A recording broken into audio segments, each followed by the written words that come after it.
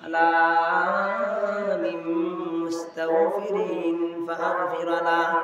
ও আমার বান্দারা, গুনাহ করেছো, অন্যায় করেছো, অপরাধ করেছো, শয়তানের দুগায় পড়ে, শয়তানের কুমন্ত্রণায় পড়ে অন্যায় কাজ করেছো, নিজের নফসের উপর জুলুম করেছো। আসুনি কোনো বান্দা আমার কাছে ক্ষমা চাইবা, বান্দা চলে এসো।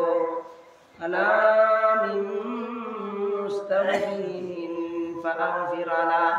বান্দা আমার কাছে ক্ষমা চাও, আমি আল্লাহ তোমাদেরকে ওই রাতে ক্ষমা করে দেব। এই জন্য রাসূল করিম সাল্লাল্লাহু আলাইহি ওয়াসাল্লাম বলেন, বান্দা এই রাতে তোমরা মালিকের জিকিরে দাঁড়াইয়া যাও। আলা মিন মুস্তাগফিরিন ফাগফির লাহ। আসলে কোন ক্ষমা প্রত্যাশী নিজের নফসের উপর জুলুম করেছো, অন্যায় করেছো, বিচার করেছো, বান্দা আমার কাছে ক্ষমা চাও, আমি আল্লাহ তোমাদের জীবনের সমস্ত গুনাহগুলি ক্ষমা করে দেব। এখানে শেষ নাই, বান্দা আরো বলে ডাকেন, আলা মিন মুস্তারজিকিন ফারজুকাহু। বান্দার রিজিকের পেরেশানিতে, রিজিক তালাশে মালিককে ভুলে গিয়েছো, রিজিক পাইতেছ না, বান্দার রিজিকের প্রয়োজন আছে, এমন কোন বান্দা আসনি, আমি মালিকের কাছে চাও। আলা মিন মুস্তাগফিরিন আলা মিন মুস্তারজিকিন ফারজুকাহু। বান্দা আমি মালিকের কাছে চাও, আমি আল্লাহ তোমাদের রিজিক দান করব। বান্দা আরো মালিক বান্দাকে আরো সম্বোধন করে ডাকতে থাকেন, আলা মিন মুস্তারজিকিন ফারজুকাহু আলা মুবতালান ফাআফিয়াহু। বান্দা বিপদে পড়ে আসো, মুসিবতে আসো, বিভিন্ন ঝামেলায় আসো, মালিক বান্দার সব হাজত জানে, বান্দা হাজতের নাম ধরে ধরে ডাকতে থাকে। বান্দা আসলে এমন কোনো অপরাধ, এমন কোনো বিপদে মুসিবতে মালিকের কাছে চাও, আমি আল্লাহ তোমার মুসিবত দূর করে দেব। বান্দা এভাবে সকল বান্দাদের সকল হাজাতের নাম ধরে ধরে ডাকতে থাকে। এই ডাক কতটুকু পর্যন্ত ডাকেন? রাসূল করিম সাল্লাল্লাহু আলাইহি ওয়াসাল্লাম বলেন, আলা কাযা আলা কাযা হাত্তা ইয়াতলু আল ফাজর। ফজর উদিত হওয়ার আগ পর্যন্ত বান্দাদেরকে এভাবে ডাকতেই থাকেন। অন্য রাওয়ায়াতে হযরত আবু মুসা আশআরী রাদিয়াল্লাহু তাআলা আনহু ইরশাদ করেন, তিনি বলেন, দয়াল নবীজি ইরশাদ করেছেন, ইন্নাল্লাহা তাআলা লা ইয়াত্তালিউ ফি লাইলাতান নিসফি মিন শাবান। রাসূল করিম সাল্লাল্লাহু আলাইহি ওয়াসাল্লাম ইরশাদ করেন, যখন শাবান মাসের অর্ধ রাত আসে, অর্থাৎ শবে বরাতের রাতে আসে, আগমন করে, তখন আল্লাহ তাআলা ওই রাতে বান্দার প্রতি দয়ার নজর নিক্ষেপ করেন এবং আল্লাহ তাআলা তার সকল সৃষ্টিকে ক্ষমা করে দেন। এই রাতে আল্লাহ তাআলা তার সকল সৃষ্টিকে ক্ষমা করে দেন। তবে ওই ক্ষমার রাতে, দয়ার রাতে আল্লাহ তাআলা দুই দলের মানুষকে আল্লাহ তাআলা ক্ষমা করেন না, ইল্লা মুশরিকিন আও মুশাহিন। ওই রাতে, যেই রাতে আল্লাহ তাআলা সাধারণভাবে সকলকে ক্ষমা করে দেন, ওই রাতে আল্লাহ তাআলা দুই শ্রেণীর মানুষকে ক্ষমা করেন না। তারা কারা? যারা রব্বুল আলামিনের সাথে শিরিক করে, যারা মালিকের সাথে শিরিক করে, আল্লাহ তাআলা ক্ষমার রাতেও তাদেরকে ক্ষমা করেন না। আর আরেক দল হলো যারা মুশাহিন, যারা বিদ্বেষ পোষণ করে, মানুষের ক্ষতি তালাশ করে, মানুষদেরকে হিংসা করে, আল্লাহ তাআলা ওই দিন ক্ষমার রাতে তাদেরকে ক্ষমা করেন না। এই মর্যাদাপূর্ণ রাতটাকে কিভাবে কাটানো উচিত?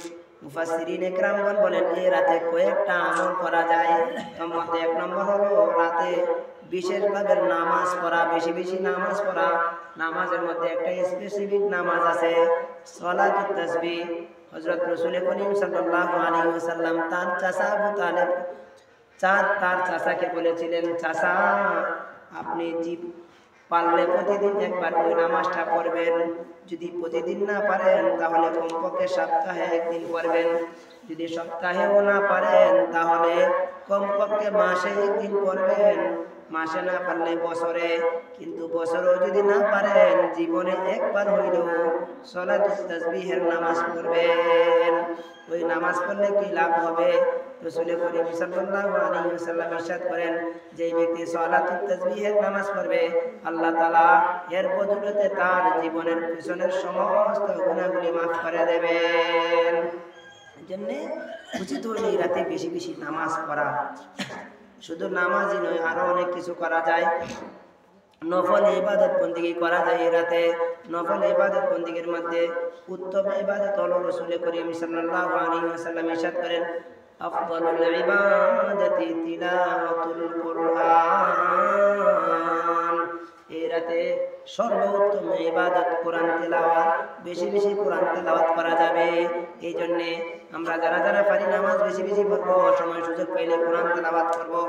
এবং আরো কিছু করা যায়, জিকির আজকার করা যায়। জিকিরের দ্বারা আল্লাহ তাআলা অন্তরকে পরিষ্কার রাখে। রাসূল করিম সাল্লাল্লাহু আলাইহি ওয়াসাল্লাম ইরশাদ করেন, বান্দা যখন জান্নাতে চলে যাবে তখন বান্দার কোনো চাহিদা থাকবে না।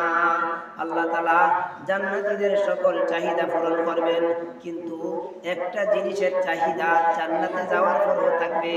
তা কি? রাসূল করিম সাল্লাল্লাহু আলাইহি ওয়াসাল্লাম ইরশাদ করেন, বান্দা জান্নাতে গিয়া আফসোস করবে ওই সময়টার জন্য যে সময়টা মালিকের জিকির ছাড়া অতিবাহিত করেছে।